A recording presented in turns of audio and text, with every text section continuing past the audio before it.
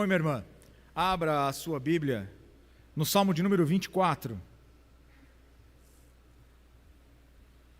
O tema da mensagem desta noite é a conduta necessária para estar na presença de Deus. Leremos o Salmo de número 24 por completo, são 10 versículos, mas o foco da meditação nesta noite serão dos versículos de 3 a 6. O irmão e a irmã encontraram Salmo de número 24. Diz assim a palavra do meu e do teu Deus: Ao Senhor pertence a terra e tudo o que nela se contém, o mundo e os que nele habitam. Fundou a ele sobre os mares e sobre as correntes a estabeleceu. Quem subirá ao monte do Senhor? Quem há de permanecer no seu santo lugar? O que é limpo de mãos e puro de coração, que não entrega a sua alma à falsidade, nem jura dolosamente. Este obterá do Senhor a bênção e a justiça do Deus da sua salvação. Tal é a geração dos que buscam a face do Deus de Jacó. Levantai, ó portas, as vossas cabeças, levantai-vos, ó portais eternos, para que entre o Rei da Glória. Quem é o Rei da Glória? O Senhor forte e poderoso, o Senhor poderoso nas batalhas. Levantai, ó porta, as vossas cabeças, levantai-vos, ó portais eternos, para que entre o Rei da Glória. Quem é esse Rei da Glória? O Senhor dos Exércitos, Ele é o Rei da Glória. Palavras do Senhor. Amém.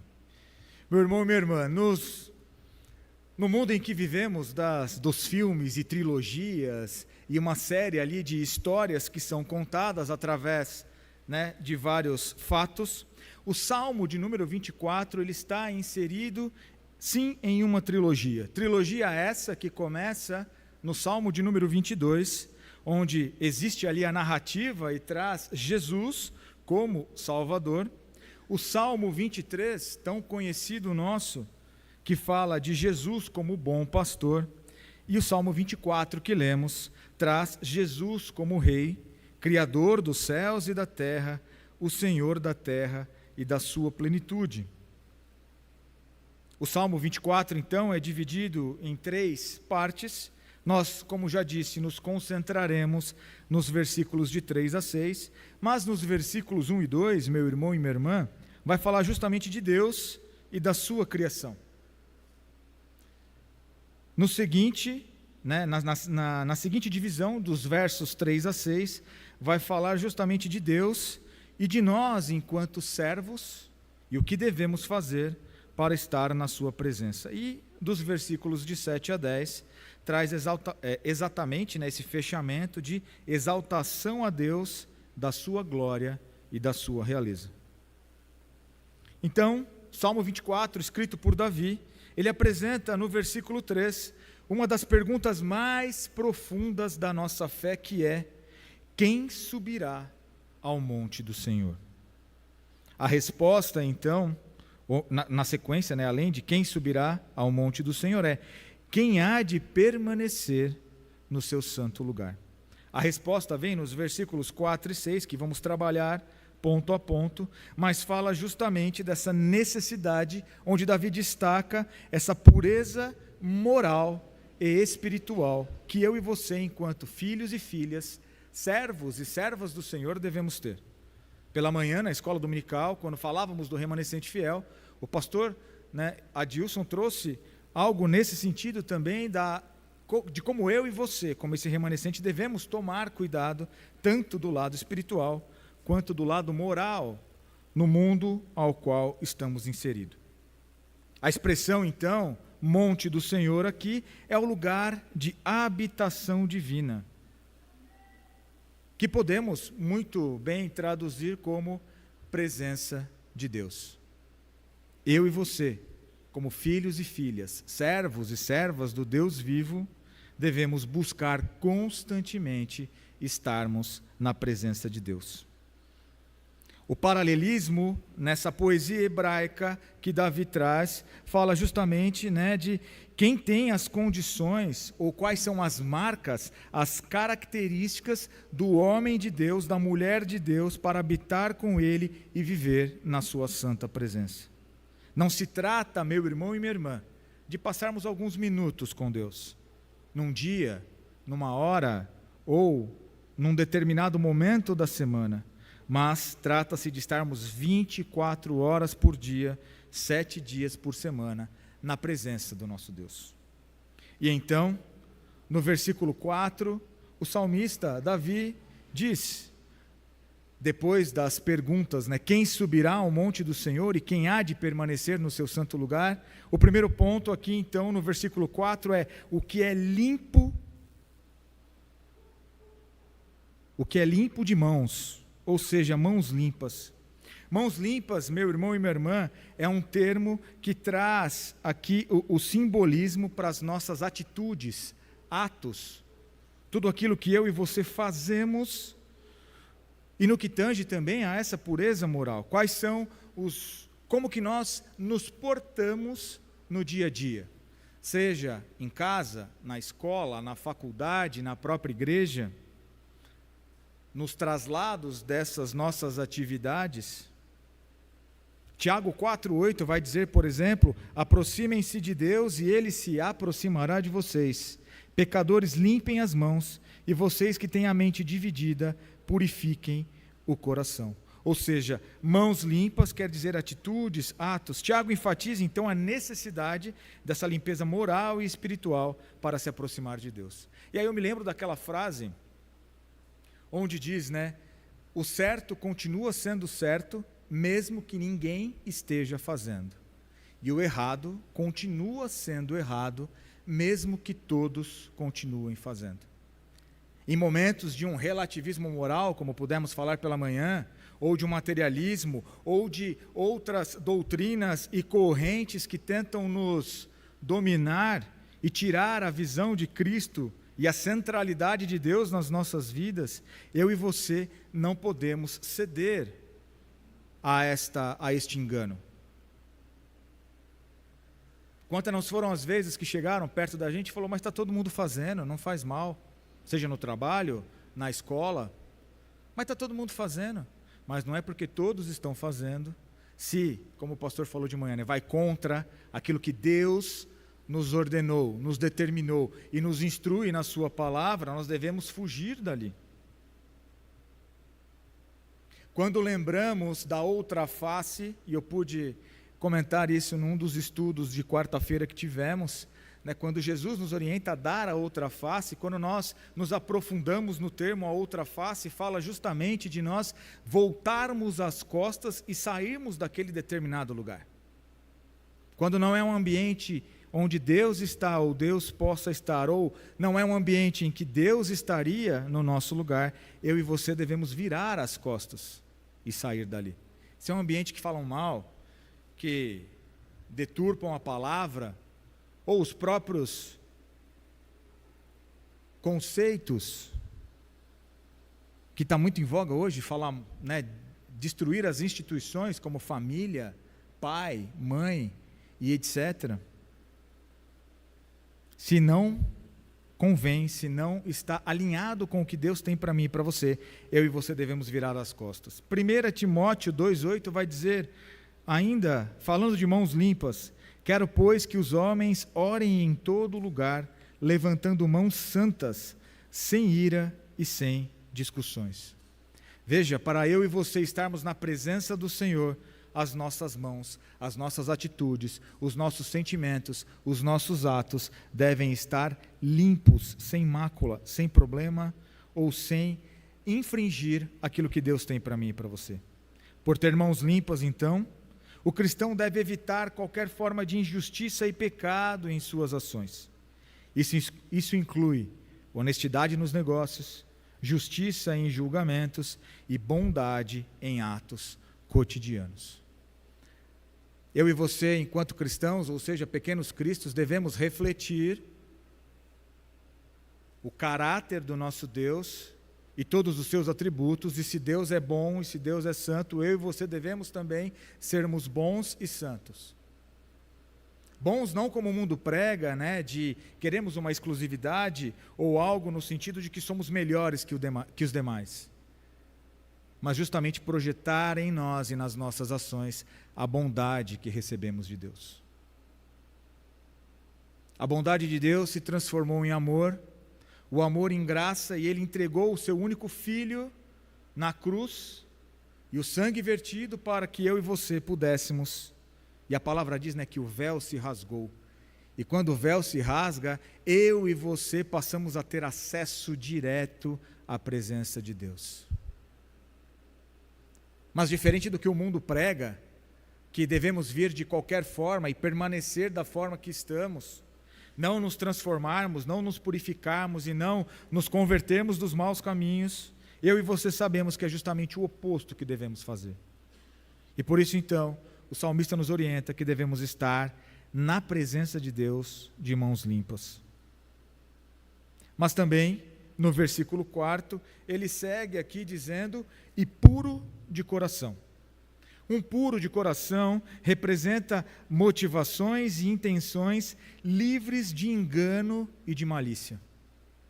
Quantos não são aqueles que estão lá fora maquinando o mal para com os outros, pensando ardilosamente, investindo tempo ao invés de coisas boas em como prejudicar as outras?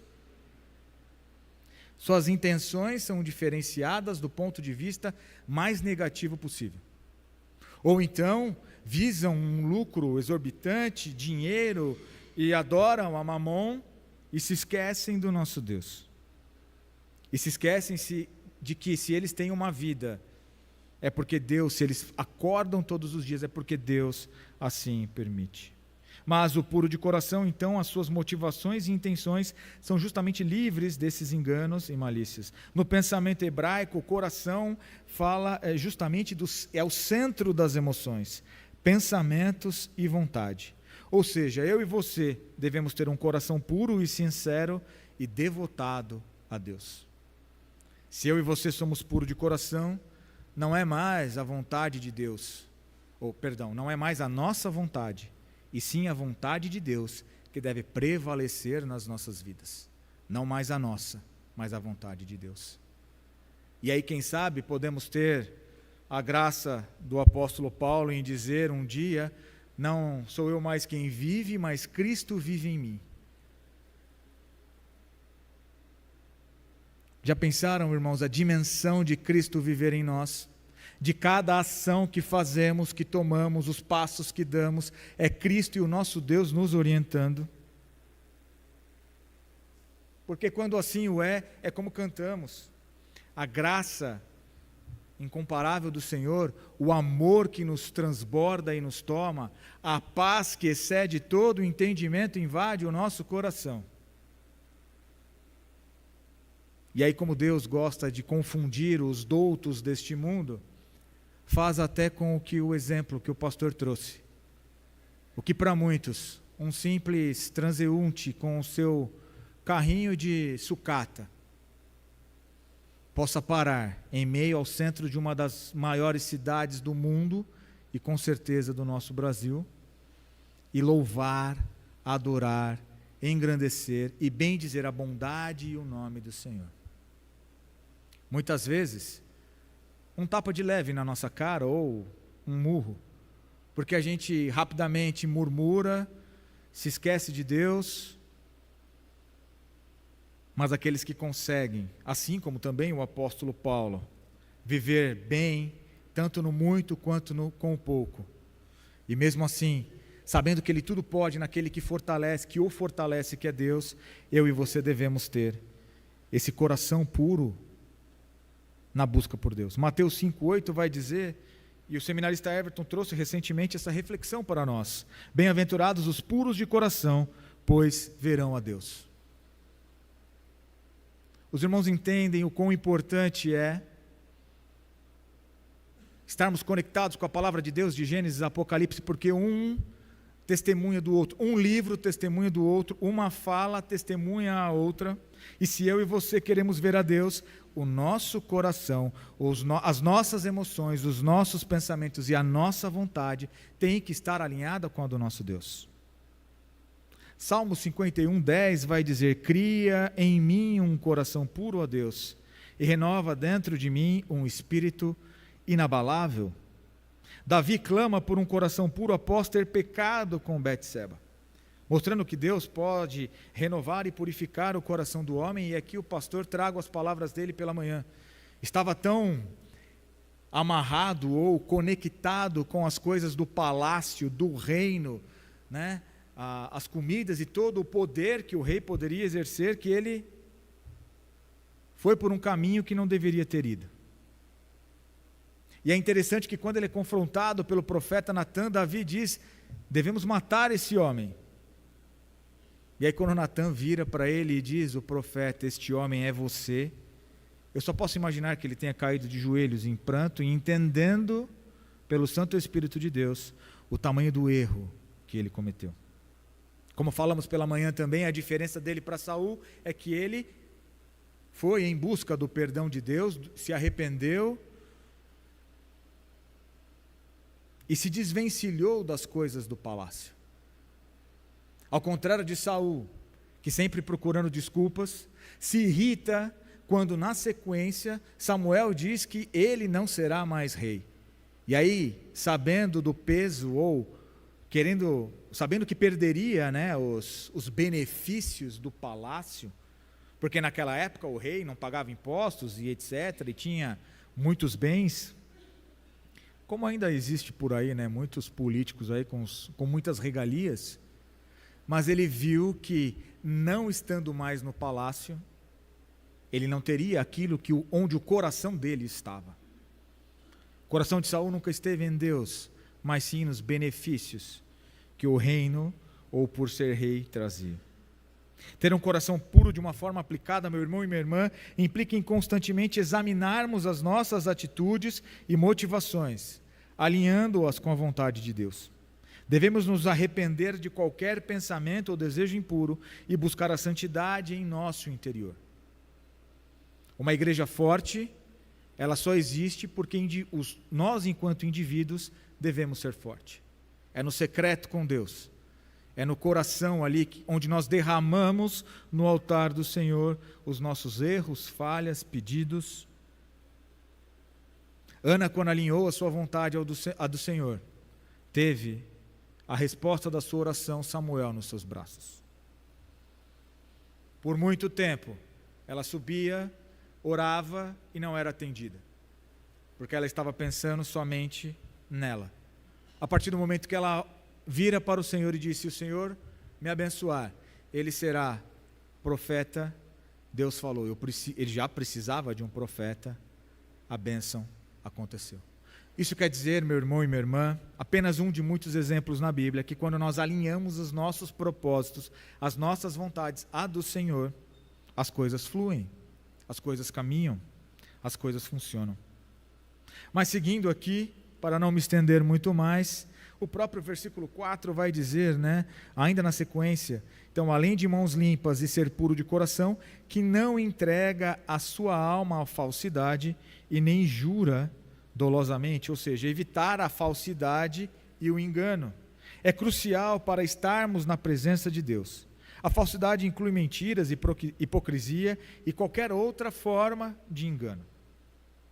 E aí a gente pode trazer muito bem para o nosso arraial cristão, não da denominação, mas esses pseudo-cristianismos que estão vivendo, onde tudo pode, onde tudo é liberado,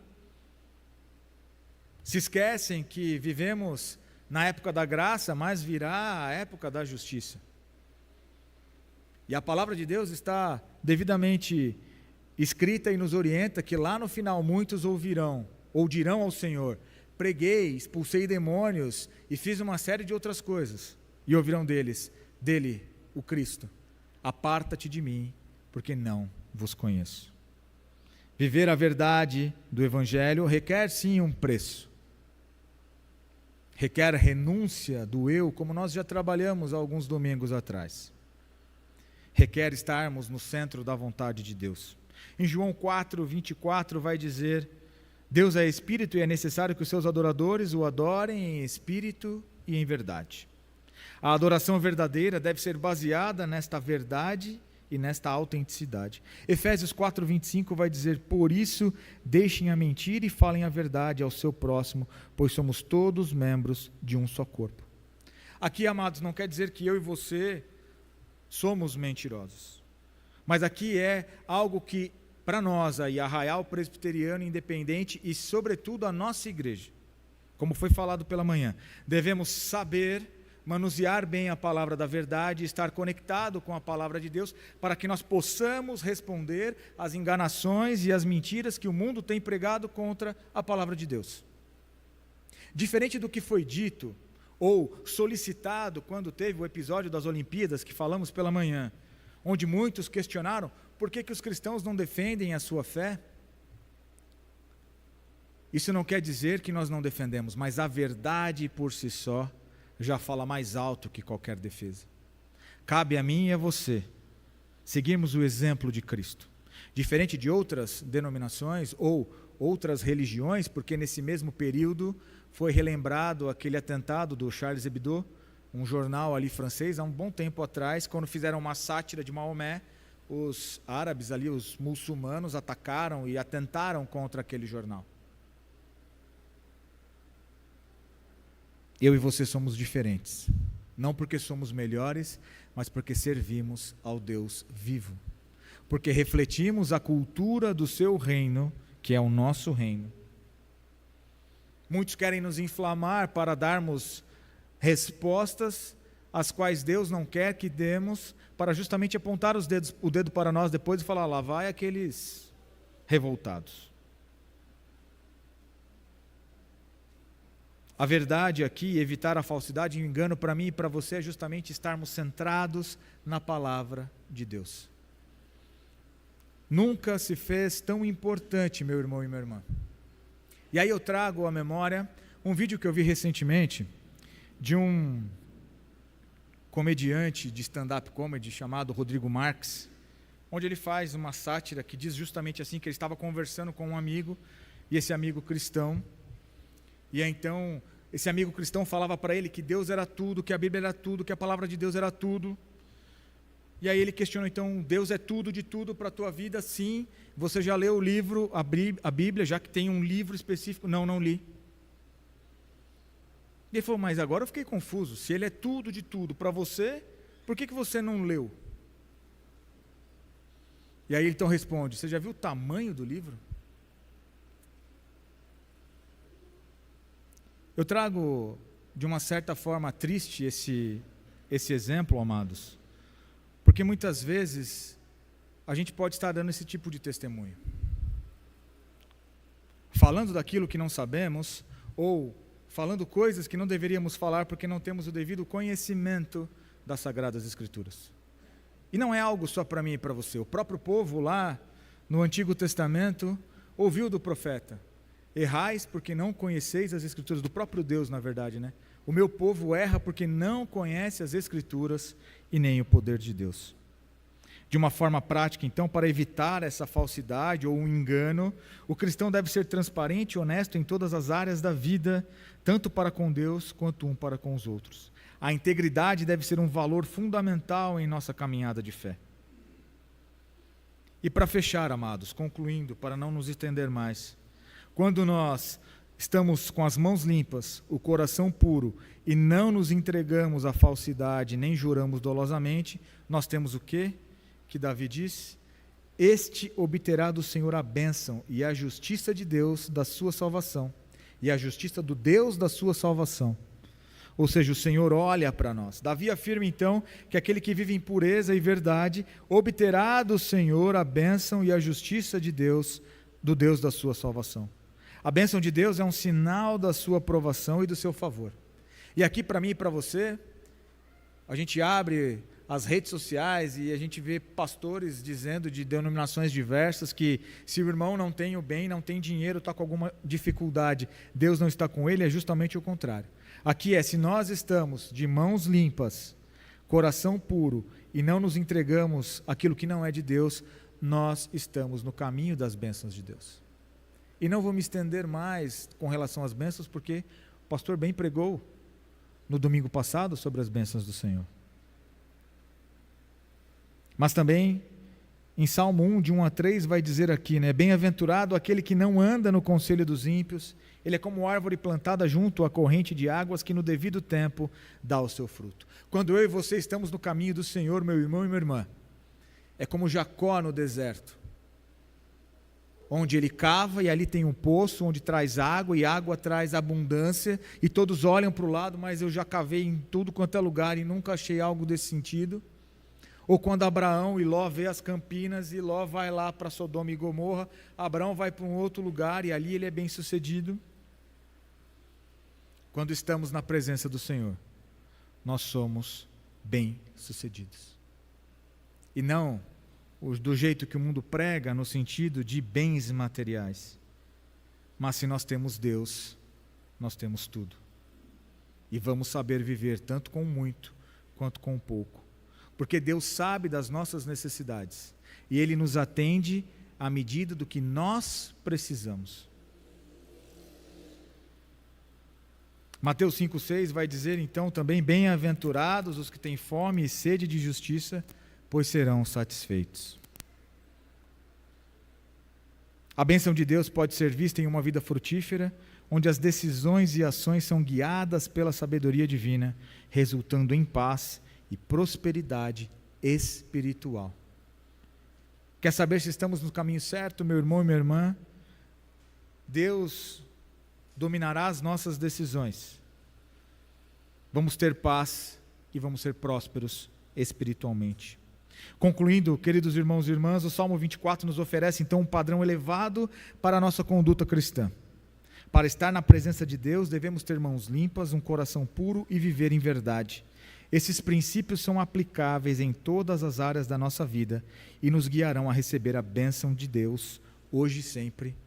Amém. Que Deus nos abençoe nesta noite.